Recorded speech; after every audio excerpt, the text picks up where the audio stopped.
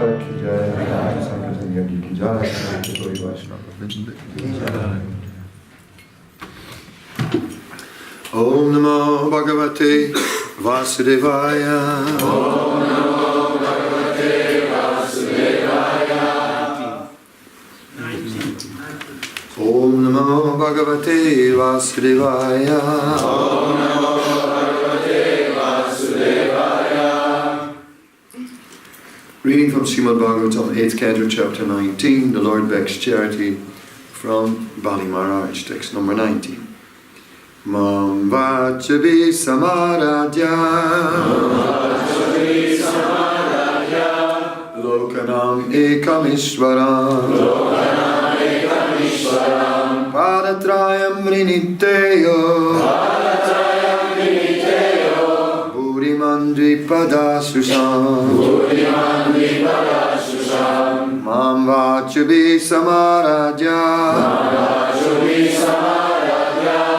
Lokanam ekam ishvaram,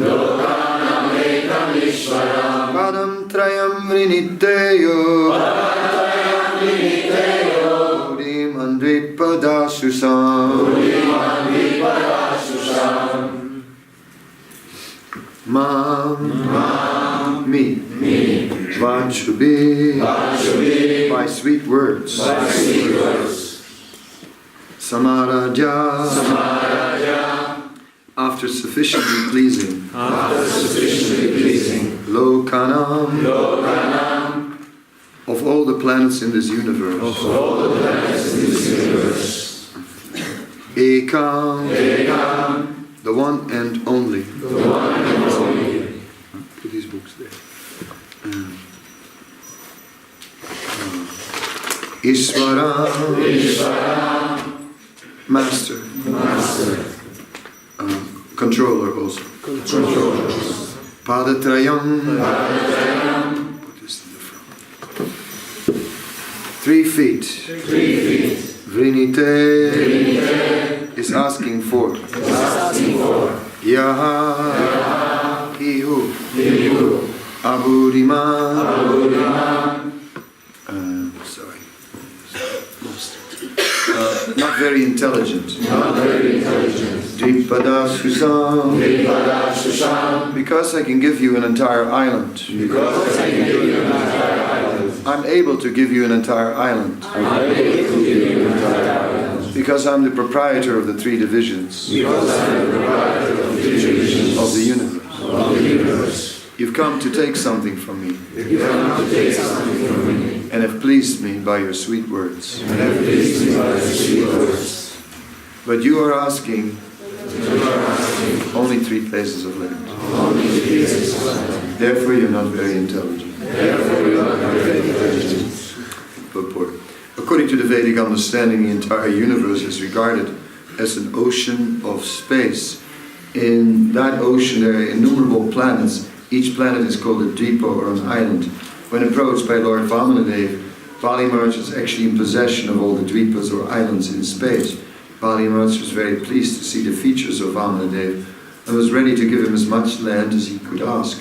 But because Lord Vamanadev asked only 3 places of land, Bali Maharaj considered him not very intelligent.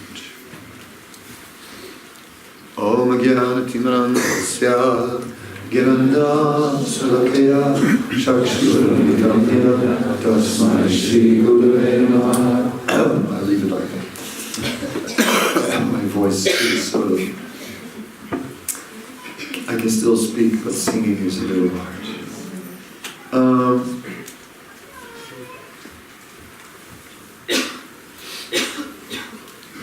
So Bali Maharaj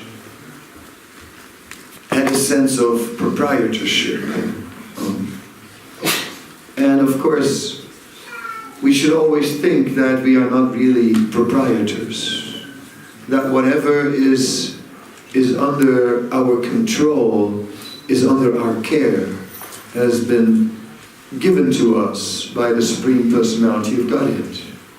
Just like my voice, it's just gone. And that's it. So even our bodies, even the functioning of our bodies, are temporarily ours. You cannot really say it's ours. It's just temporary under our care, that's all. And Krishna says, Purusam Nisu, I am the ability in man. And that is a fact. If it is Krishna who is the ability in us, anything we can do, it can just be taken away like that. What to speak of all the external possessions that we have. And time does take everything away. That is the other thing. So time slowly takes things away, or sometimes very fast, from one moment to the next. Just like Bhishma was explaining to Yudhisthira Maharaj. Yudhisthira was upset because 640 million people had been killed to put him on the throne. He sort of felt like, I am so hungry for power, and as a result of my desire to take the throne, 640 million people are dead. And if I would have just been more renounced, all that would not have happened. So Yudhisthira naturally felt not so good about it. But Bhishma said, no, this is the direction of time. This is simply the direction of time. Meaning to say that time takes its own destiny, and time will destroy everything. So it is not like so dramatic, the destruction in this world, the loss in this world. It looks very dramatic to all of us, but it's, from a transcendental point of view, not considered so dramatic. From the point of view of the Bhagavad Gita, it's not dramatic. We are experiencing like that, and that shows that we are not yet aligned with the Bhagavad Gita, that we haven't realized the Bhagavad Gita. We have read the Bhagavad Gita, that is one thing, I hope. But realizing the Bhagavad Gita and actually seeing things in a complete transcendental way, and seeing all the destruction in the material world all as insignificant. That is only possible for one who sees the Supreme Lord as the proprietor of everything. But as soon as we claim proprietorship, then there will be anxiety. As soon as we see things separate from the Supreme Lord, then there will be anxiety, confusion, and so many things. As long as we start to have an agenda separate from the Supreme Lord. As long as our agenda is simply the service of the Lord, then we will be peaceful. Because he's got it all under control. So ultimately, everything is going on according to his plan. But when we have a separate agenda, then there will be anxiety, there will be sadness, there will be suffering. And because we are going through these experiences, we realize that we do have a separate agenda from the Lord. We are still separated.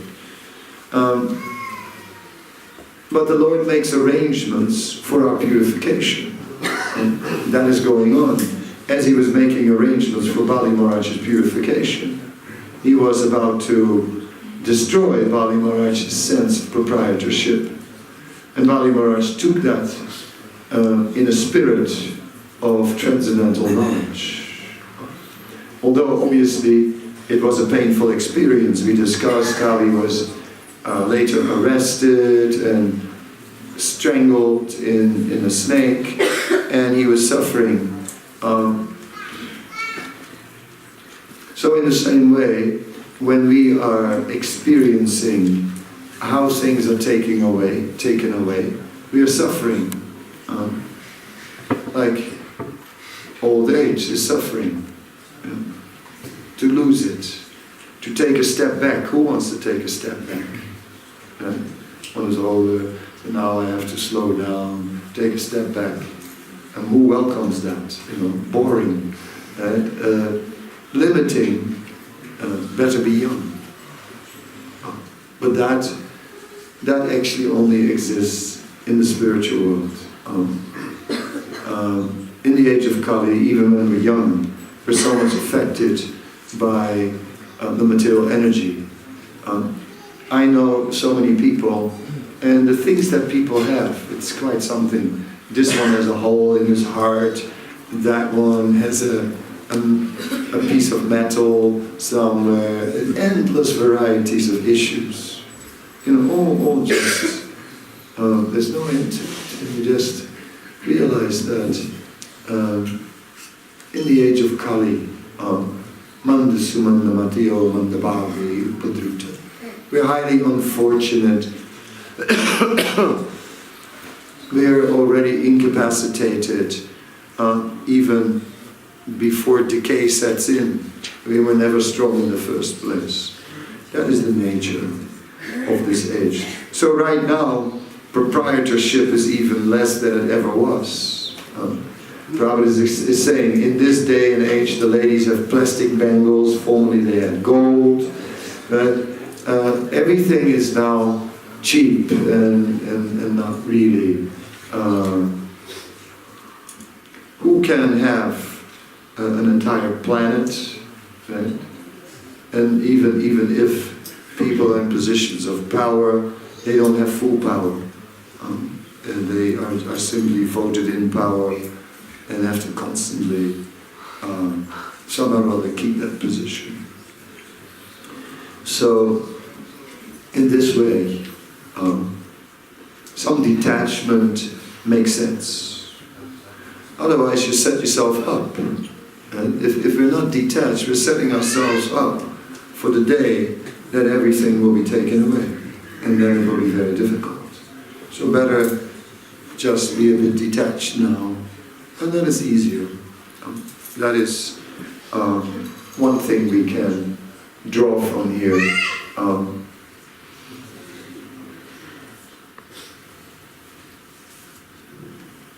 So Bali Maharaj was judging intelligence by mundane measures, which is looking at our own material advantage. And everyone is always looking at his own material advantage. We're always calculating where we're going to sit, what are we getting. If we position ourselves very carefully. Even in the Hare Krishna movement, we look for a careful position where it fits for us. All right, that is acceptable because the process of bhakti is so powerful that it doesn't matter. It doesn't matter that we have these material tendencies. Bhakti is more powerful anyway. It will capture us anyway. There is no escape anyway. Bhakti is just penetrating it and is just going to take us away,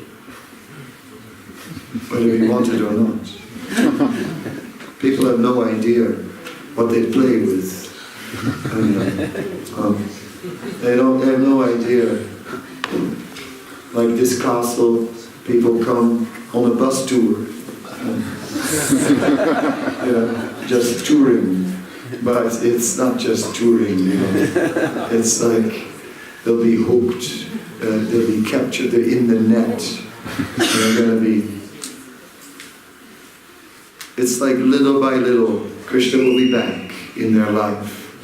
And it's like, if I look at my own life, it was like, first Krishna was there once, then again, and again. And it became like a red thread in my life. And then there was a red thread from the other side, and another red thread, and another one. And it began to gradually look like a net. How do I avoid this? I really didn't I didn't think oh how nice, I'm going to join the Hare Krishna movement. I thought, no, how do I avoid this? How do I get out of this? I don't think. And I thought, this thing you cannot do it half, You either, it's really like you do it or you don't. I guess I won't do it then. That was my choice, but Krishna had a different choice. And somehow or other, Krishna consciousness came back in my life because Krishna was making arrangements. He was making arrangements all along. All along to somehow or other make it very difficult to escape. I literally escaped from the Hare Krishna temple during the Govindam prayers, out the back door, and said, so, done. But then I came, and I was in India, I came to the city of Benares, and suddenly I sat down at the Ganges, and one sadhu came, sat next to me, played an e-guitar, and chanted Hare Krishna. 45 minutes. It's long, and he's just looking at me. Chanting Hare Krishna. And it's like, and in the end, he just stood up and walked away. If he would have started a conversation, it would have not had the same impact. It's just like, it's too much. It's like an agent of Krishna, completely. You can see, Krishna is just controlling this sadhu, using him. He sends him to me without a word. He sits down and starts to sing. He sits down next to me, starts singing Hare Krishna. I just escaped. It was too much. The next morning, I wake up in the street, and there's a whole group of people, Indian people, all chanting Hare Krishna, big kirtan in the street. What's going on here? This place is bewitched. So I tried to get out.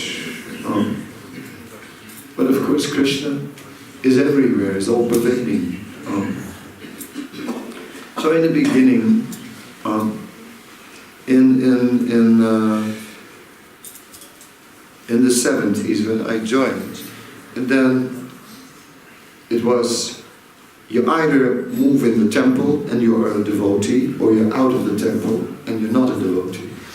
And basically that's what it was. So, and if you've left the temple, you're not a devotee anymore. That was how it was seen. So it was like you had to make this choice, like, okay, moving in the temple. Now it is just, the borderline between where spiritual life begins and where does it end. Like now, when you ask someone, when did you join? Well, it's hard to say, did I join, like if I joined by modern standards, I guess then I joined somewhere. I started sort of joining in 1975, and by 77 I was joining seriously, but not completely. And then by 78, okay, I actually shaved up. So, what to do? These things.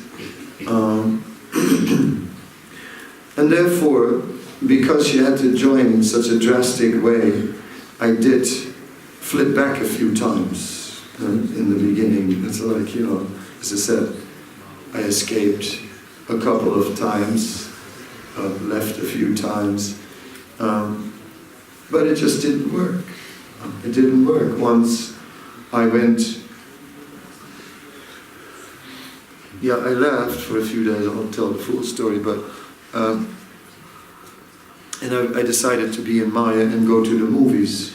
And I went to a movie, and there were devotees in there. It's just like, and it's just trying to be in Maya, and there are devotees in there. It was just, I could see Krishna really doesn't want me to go. Krishna, he wants something from me. And in the same way, Krishna wanted something from Bali Maharaj. He didn't want to let him go. And Krishna wants something from all of us, and he will not let us go. And he will be back, that is the thing. So in this way, we better just accept that we should simplify our personal agenda and just make Krishna's agenda in our life more prominent. That is really the one thing to do. And that is not done by a big revolution. And it is not done by a big revolution. And somehow or other I have to, work myself into a stage where I'm going to surrender. I'm going to do it tomorrow. Getting ready. I'm really getting ready. And tomorrow I'm really going to do it. Well, maybe the day after, but I'm going to do it. That kind of approach is not really what will work. No. It's rather, we have to construct a spiritual life. We have to build a spiritual life. We have to, little by little, it's not about convincing our mind. We'll never convince our mind. Conquering the mind, good luck. The mind is described to be very strong as an elephant. It's hard to control. But we just put the building blocks of spiritual life in our life. It is in the scriptures that we find this. The Bhakti Rasamrita Sindhu is a particular book, Nectar of Devotion, which is systematically describing these building blocks and various means of how to construct a spiritual life. And that's it. Constructing means to put things in place and keep them there. Everything regular hearing, regular chanting, regular service to the deities, regular taking Krishna prasadam, regular association of devotees. It's all regular. And then it is in this way we construct a spiritual life by putting all these good positive activities in place. And in that way we make the conscious surrender. First, somehow or other, we get swept up in this movement, it comes our way and takes us along. I used to be there on these King's Days, which were Queen's Days before, in Amsterdam, before I was a devotee also.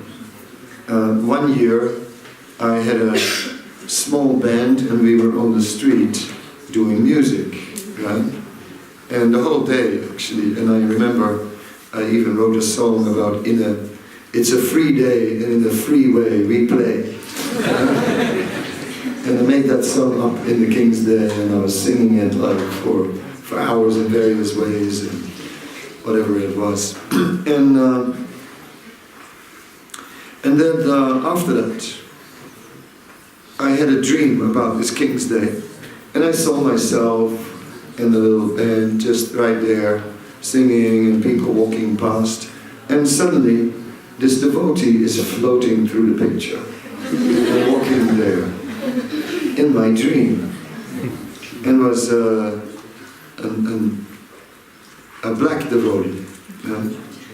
And he walked through my dream. And then somehow or other, later that devotee was there in the Amsterdam temple.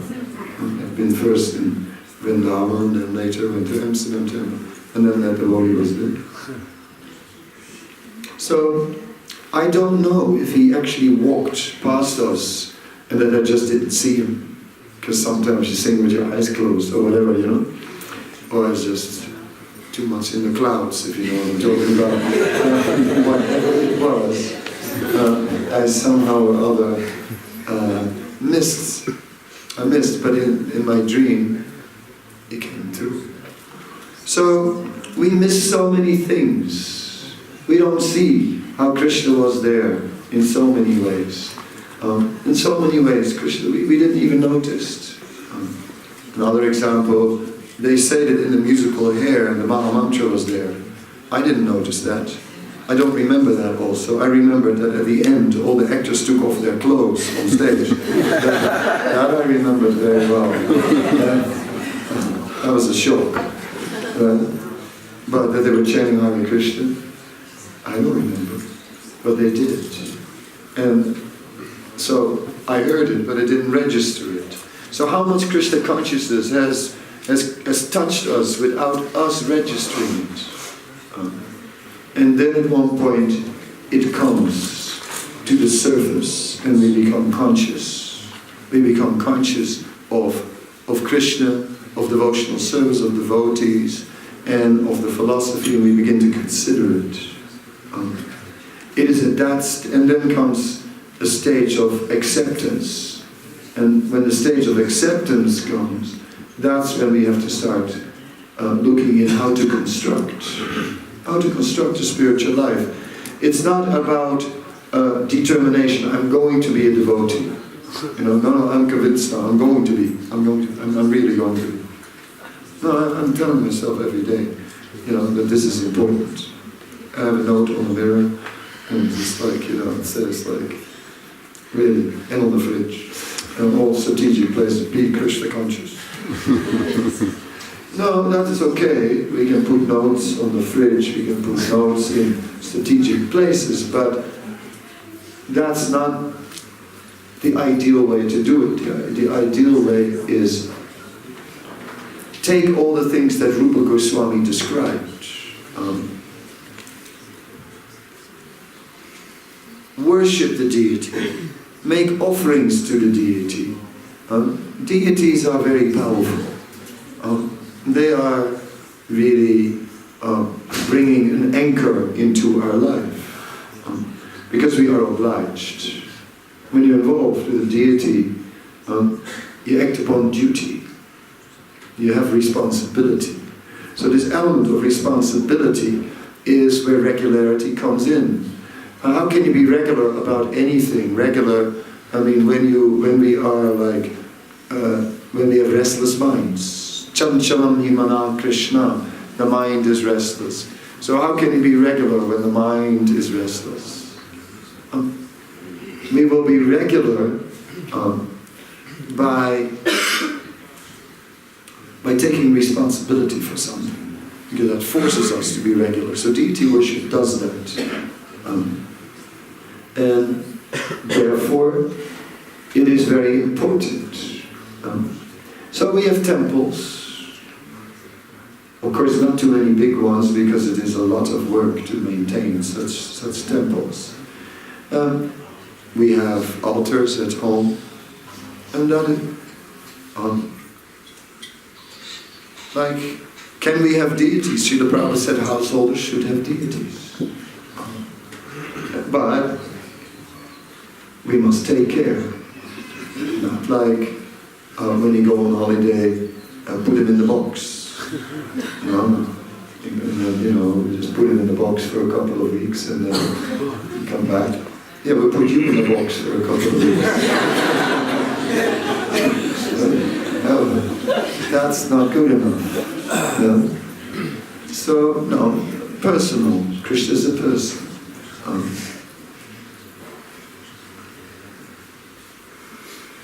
Of course, if the deities are very big, known, then you can take a picture of the deities and do the worship to the picture. That's possible. That can be done. So arrangements can be made to make it practical. I also have in my worship a 15-minute level of worship and a 1.5 hour program. In the 15 minutes, it's very basic, simple. That's what's going to be today. I can see it coming. Because, so we can adjust, but the worship must go on. The service must go on. That is the point. So responsibility is what brings that regulation. Therefore, that is our saving grace. So to make a contribution to the Hare Krishna movement is important. Not only to take advantage of the Hare Krishna movement and to sort of use the Hare Krishna movement to nourish us. We have temples, nice festivals, nourishment, Ratha Yatra comes to my town. Hey, I'm dancing in front. Yes, but also to take some service, to make a contribution. That is what ultimately will give us that regularity. And that regularity will purify us. That is important. Because otherwise it's all depending on our good intentions. My good intentions, I'm going to surrender to Krishna, I'm going to do all these things, I'm going to chant really good rounds. All my good intentions for the next year. I'm going to read a lot, I'm going to chant good rounds, I'm going to offer many obeisances to the Vaishnavas, I'm going to do all these things. No, you won't. Because the three modes of material nature, they won't let us. The three modes of material nature, they have also their good intentions. And I'm going to entangle this person, I'm going to sit on their head, I'm going to make them sick, I'm going to push them down, I'm going to get them busy, I'll make them impressed, whatever I can do to them, I will do to them, to somehow or other squeeze the life out of them. And then it's like, oh my God, what happened to all your good intentions? I don't know. I don't know, it was a hell of a year or somehow or other. I'm lucky I'm still here. So good intentions, we're not the only ones with good intentions. Maybe the intentions of the three modes are better than our intentions. But let us build. And we can build with smaller things. Build with smaller things, but do it regular. And then more. And then eventually, after doing smaller things regularly, then big things become easy. It is like that spiritual life develops. One must build it up. Like anything. If you want to get expert at something, you need to build it up. It's like I'm looking at an actor right now, and if you want to be an actor, it takes maybe a little talent, right? Absolutely, you have to be a little expressive, but then you have to work and sweat, and like for years to develop that and to learn the art and perfect it, and that is spiritual life. So we have to build it up in this way, and then we'll be able to do it. Then we'll be able to choose Krishna. Only then, not by some resolution. So, okay, with that I will bring it to a conclusion and end our festival. I'm supposed to give some closing words. Right? So, I gave you some books to take, and the yellow one is about that, how to build that spiritual life. Actually, that's what it is, how to construct it. The other book is the Ladu, the small one, the sweet. It's the sweet sort of like which you need sometimes, like I said yesterday. What do you do when you struggle in spiritual life and you just don't know how to carry on and how to and you're struggling? And what do you do then? Take sweets. And it's this movement runs on sweets. There's no doubt about it. It's important to take sweets. If someone joins the movement and doesn't take sweets, it doesn't look good. I don't have much hope for that person. It's gonna be tough. someone who cannot control himself with the sweets in the beginning, that's good. After a while, of course, you have to slow down. And we don't want the movement of diabetics.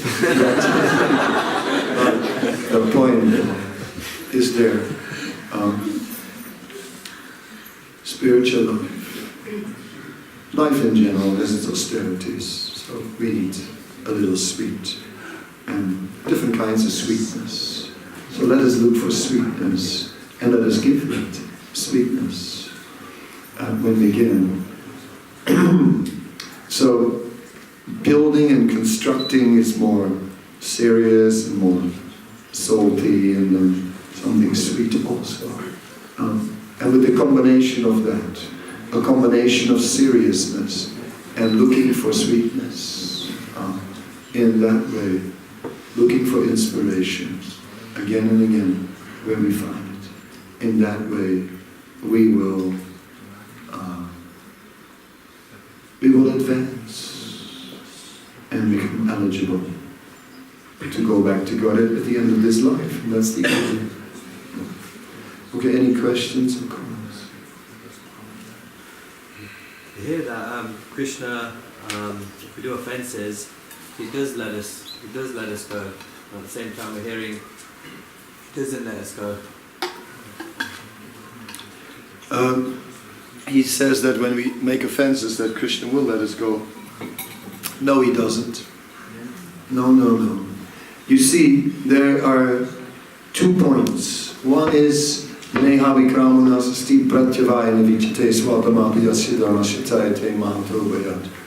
whatever you do, there is no diminution in devotional service. Whatever result you get from devotional service, it cannot be lost.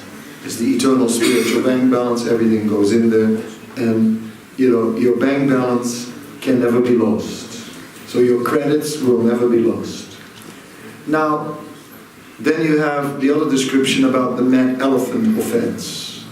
And when you blaspheme the devotees and so on, the mad elephant goes into your garden and rips up all your creepers, right? Just destroys your whole garden. So that looks like the doomsday scenario, you've made the offense, now nothing can save you anymore. It's just too bad, Krishna will let you go. Which of the two is stronger? The eternal spiritual bank balance or the mad elephant offense? Actually what happens is, with the mad elephant offense, what happens is your bank account gets frozen. Your spiritual bank account gets frozen. So it is as if you're poor because you have no access to your money. Right? But in due course of time, it will be defrozen again. And then you'll be rich again. You'll have all your Daivi Sampad, all your spiritual wealth again. An example is Asvatthama. An example is Daksha. Right? They are the examples of serious offenders, devotees, who had to suffer and still for a long time, but eventually are being reinstated. So therefore, oh no. Mukunda made this offense by going to the Mayavadis, and Lord Chaitanya said, Mukunda, no. Mukunda, don't allow him to come any longer. Mukunda is the one who sings with so much devotion. No, he sings sweetly in the front, but he stabs me in the back. He goes to the lectures of Mayavadis. Out with Mukunda, he cannot come in. Everyone said, oh, but Mukunda. Lord Chaitanya said, no, I will not see Mukunda for 1,000,000 births. And Mukunda started dancing outside in ecstasy. He will see me in 1,000,000 births. Then Lord Chaitanya said, okay, let it go. So, another example. Oh no, the Lord will never forsake us. Name bhaktya parnasyati. My devotee will never perish. Anyone else? Yes. All the guidance is that we should be more detached. but at the time of sort of being detached from our situations outside, we're forming attachments to you. So, is that okay? That's okay, because attachments, it's not that we just become detached, we also must become attached. We become attached to Krishna. So of course, attachment to me, I'm just pointing at Krishna. Right? So I'm just a traffic agent, you know, like I'm here, like, you come towards me, I'll just go, yep, this way. That's all. So I'm just directing traffic, that's my job. For instance, last year, most of my year was spent in trying to plan where you were and how often we could come and see you. Great. And this year is looking like the same again. Okay, I'll start posting my travel schedule. Is that helping though? Yeah, that's good. That's what we do. The spiritual master is the source of our inspiration. So we go and take advantage of that association. And then we get inspiration and we take that back home and then we practice Krishna consciousness there. So that is good. Because if you go to the temple, you get very attached to coming to the temple. If you every day go to the temple and you bring flowers every day to the deities in the temple, you'll never miss it for no reason. Then even when you're really sick, right, and you can't go, you'll arrange that someone else will deliver the flowers. Because it's a deep attachment that will save you at the end of your life. Krishna will take you back. So where's that flower lady? And maybe then you become, then in the spiritual world you'll be making garlands for Krishna, who knows? So no attachment to Krishna and Krishna's representatives, Krishna's paraphernalia is good. Like some devotees, they said, I like your beads. They shine really nicely. I think of stealing them. Now, some of my disciples. So I'm careful. In this whole festival, I've been watching for pickpockets. Because I'm attached to these beads. And I'm looking after them. And I pray that I will not lose them. So attachment to Krishna and paraphernalia and personalities related to Krishna is healthy attachment. Bhagavad Gita 7.1 Maya Shaktamana Partha, you should get attached to me, Ashakta. You should get attached to me, Krishna says. And Krishna means Krishna, his representatives and his paraphernalia. Yes?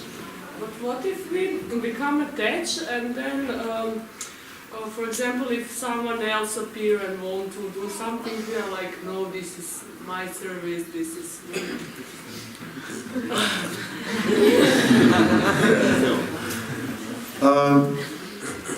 Yeah, that happens a little bit. Some territorial tendencies coming out.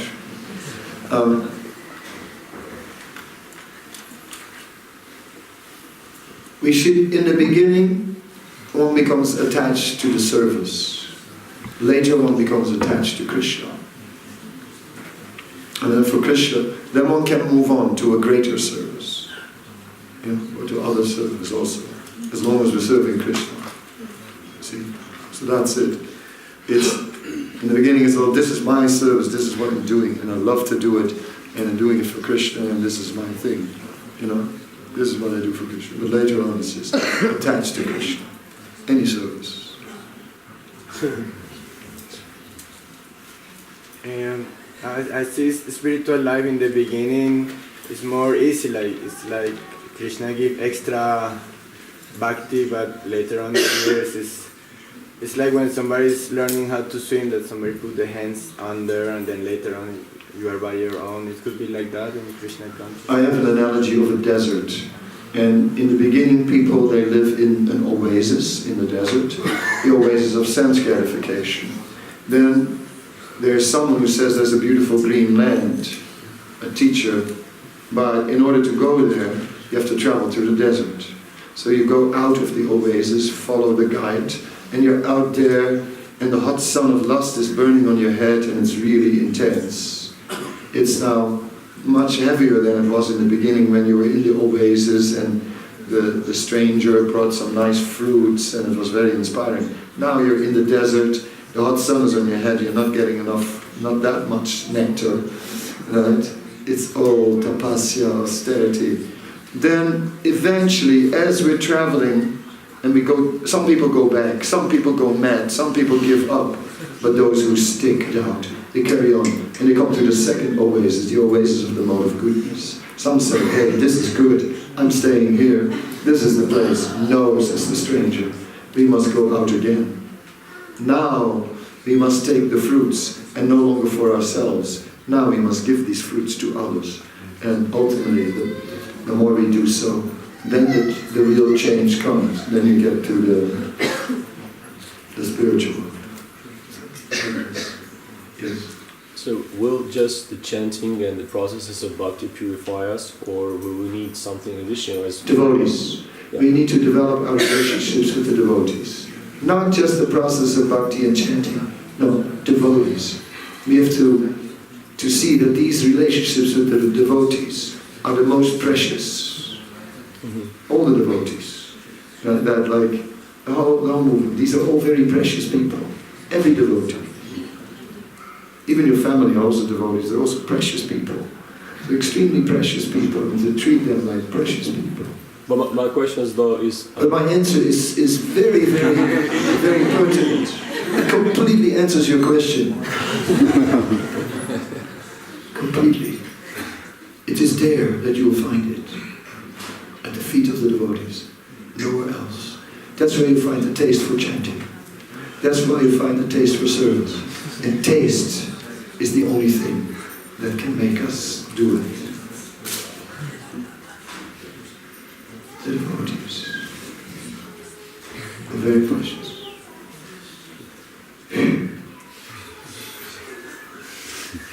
Yeah.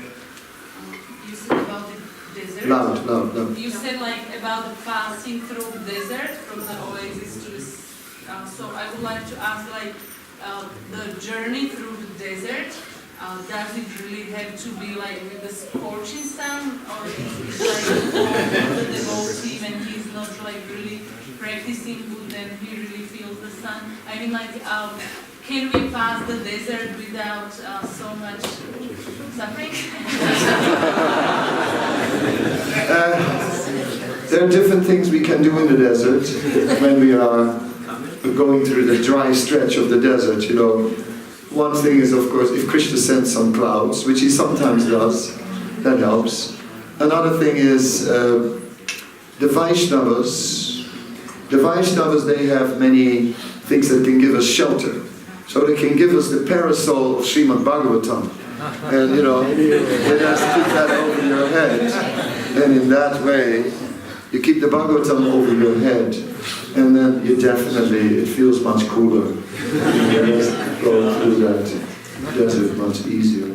So like that, the devotees can give us some attributes by which we can go to the desert more easily. Yes? Thank you very much. A practical question. What if your temple is not very big, this one, like, you know... Small, yeah. Okay? And then you have like a point of the which the Mataji made around the syrup.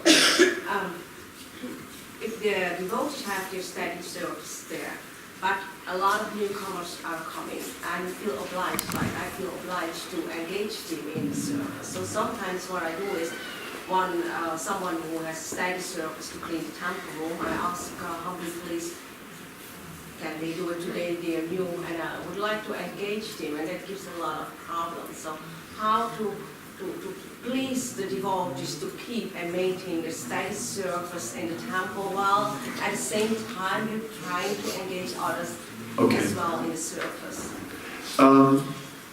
we have to first of all look at what our service is. And our service is not to maintain a temple and to look after the functions in a temple. Our service is to expand Krishna consciousness in the three worlds, everywhere. So our service goes, the temple is a place, the mercy must flow out from the temple in all directions. So if you look at the Bhaktivedanta Manor, which is a big temple, now there's a big team. They make like a big Janmashtami magazine, or what's it called? It's a souvenir magazine. And it's like a big thing, you know, like a book. And in there, you should get one. And in there, they show all the services that they do. And there's so many outreach programs. So it's about outreach, and gradually the older devotees will get more involved in outreach. And it's like the temple, that goes on. There's a pujari, there's a few people, and they keep it clean, but there's so many, you know, like I see in Stockholm. In Stockholm they do a lot of school preaching, and sometimes they have three devotees simultaneously doing school programs. And all these devotees get involved in, you know what I'm saying? But so like this, so find out what other centers do in outreach, and then everyone will be happy. To an extent. Raj, you talked about building your spiritual life. So my question is that sometimes we think, I'm doing good, I'm doing okay, I'm content, and I just need to maintain. So is it always, is it a good sign that you're content in spiritual life, or should we always be feeling dissatisfied and wanting to do more? Building spiritual life, one comes to a point where one is thinking, I'm doing okay, one feels content. Is that alright? Or should one feel dissatisfied and doing more? I think a bit of both is needed. Obviously we need a certain level of satisfaction with our life and feeling that I'm living a good life and maintain that goodness in our life. But we do need to also expand. We need to, in all directions. We need to. This movement is expanding in all directions. Go Tramvardhanamiti, let our family lineage increase. Let the ocean of transcendental bliss just grow and grow and grow, also within us. So we do have to grow and start thinking about challenges in our life. We need some challenges, like our Krishna Swami. He told me at one point, I think I want to take sannyas, and we were like, Professor Kshetra, taking sannyas now. And then he said, yes, because I need a new challenge in my life. I really need a challenge. So one must look for some challenge in one's life, to get out of that complacency. So we cannot just be satisfied with what we have. We are satisfied with what we have. That must be there. But also look at a challenge. Further on the yes. I would just continue with Sutapa's question. Loud. I would just ask to the point. A few points on Sutapa's question. Let's say we're trying to outreach, but do we have the adhikar to do this thing? We have the adhikar to outreach when we are, we can preach on the level that where we are. That means don't preach about what you don't know. As simple as that. Just say, I don't know. Like when people ask me what are people taking for breakfast in the spiritual world, it gets complicated. I really don't see that. I don't know. So That's complicated. But let us somehow or other preach according to what we know. And then we are empowered. And then we're also protected. But we always do it under the guidance of the Vaishnavas. They'll protect us. Alone it may be hard, but under the guidance of the Vaishnavas we'll be protected. I take one last question and then it's goodbye. She was first, yes. So she would like to ask, she says that in the beginning her motivation to join the movement was that she was suffering, and she asks how to redirect or change the motivation because she thinks it's not enough to run only on that motivation to get out of suffering. Yeah. Some come for different reasons, some come because of distress, and then they come to Krishna consciousness, others come looking for knowledge, others come looking for wealth, others are curious. So these things are there mentioned. So if we come with another motivation than pure devotional service, then it will have to change. So we have to discover the taste in Krishna consciousness. We have to look for taste. Where is it? Where is taste? So follow your taste. Do service and do your duty. But at the same time, besides doing your duty, also follow your taste.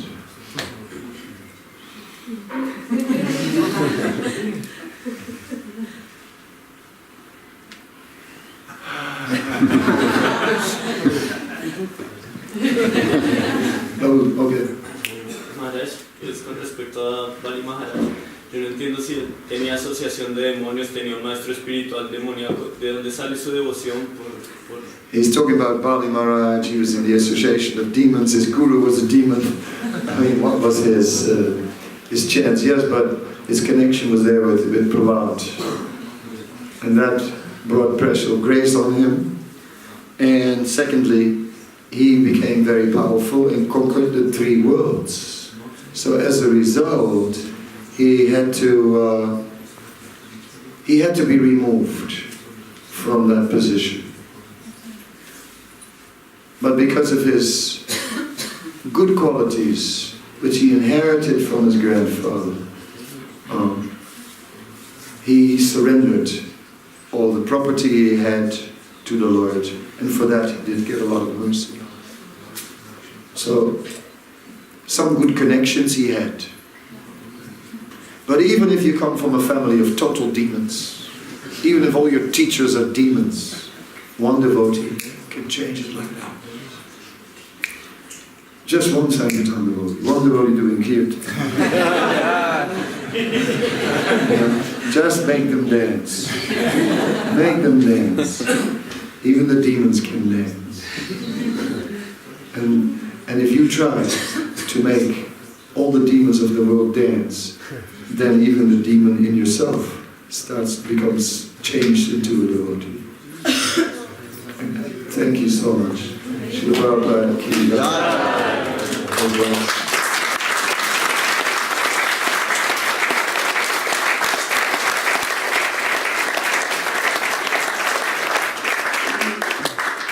I wish you all a safe journey home, back home.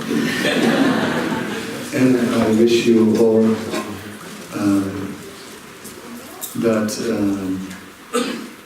I hope to see you soon somewhere.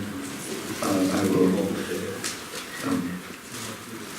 Remember, I invited you to the Mayapur this year on Balaram's appearance there in France.